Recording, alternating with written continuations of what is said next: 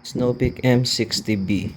Ito ay regulated, caliber 5.5 or caliber 22 kung tawagin.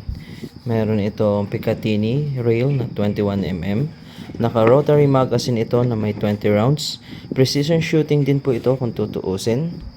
At sa loob ng box, kasama pa ang kanyang mga repair kit. Meron pa siyang kasamang counting bala. Ang specification niya, umaabot ito ng 900 fps. Meron itong 350cc na bottle. Ang magazine niya ay 20 rounds. Ang max pressure ay 25 megapascal. Ang bigat nito ay umaabot ng 3.5 kilograms. Ang ilan pa sa kanyang mga feature ay ang kanyang side lever action, adjustable trigger, detachable suppressor o yung tinatawag nating modular suppressor. Meron itong manual safety at higit sa lahat, maganda itong tumama.